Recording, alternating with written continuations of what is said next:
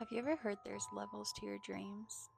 I'm not talking about levels to your sleep cycle, like REM.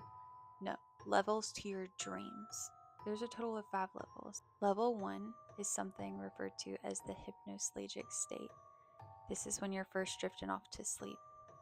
Most people report seeing one of 4 common patterns when they're first drifting off to sleep. The most common ones being lattices, cobwebs, tunnels, or spirals. Stage 2 is when things get a little bit more interesting. Places like this that kind of feel familiar, but you can't put your finger on where you recognize it from. These places are what's referred to as liminal space.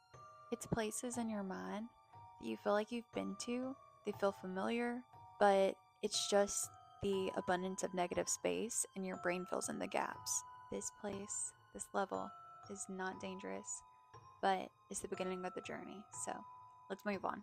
Level 3 is what's referred to as the metaphorical level. This is just a level up where emotions can actually be identified, specifically fear or stress. Maybe it was just a weird dream about your teeth falling out, or you met a celebrity and you are wearing your underwear. Typically, this level can relate to current situations, such as maybe you feel a little bit insecure at the time, or maybe there's something deeper going on, something like unresolved life choices. This level is important, it's the foundation, but it's going to get deeper.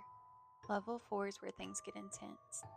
These dreams are typically recurring, and it is hard to decipher dream from reality.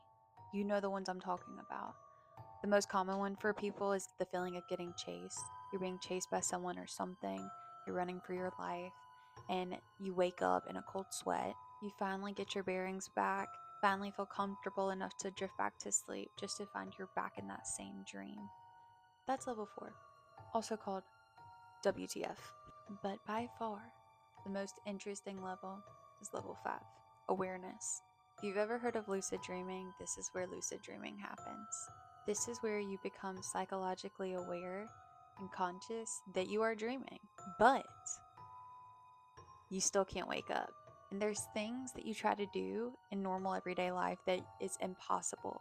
Something as simple as looking in a mirror. You look, your face is distorted. You realize you're in a dream, wake up, go to look in the mirror just for that satisfaction of knowing, okay, I'm finally awake, just to find your face is distorted again. You freak out, you wake up.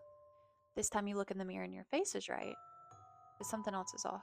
You look at the wall to notice that the picture you have isn't exactly right. It looks kind of weird. You look back in the mirror, your face is distorted. You wake up for good. But are you? Did you know there's rules to what you can and can't do while lucid dreaming? Specifically, if you lucid dream between 3 to 5 a.m., you can find yourself in an alternate dimension. In this space, there are rules that you need to abide by. Rule number 1, if you see flowers, do not pick them. You will not get rid of them.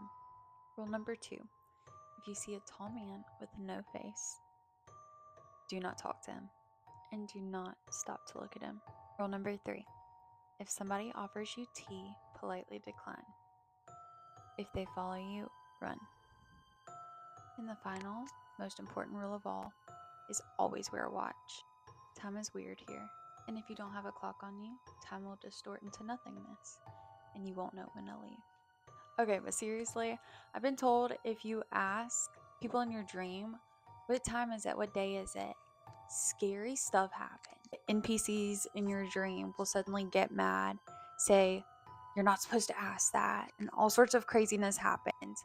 Weird face things. Watch this. Welcome to the uncanny valley where something's just a little off. It's this gray area. Yeah, stuff like that. Anyways, sweet dreams.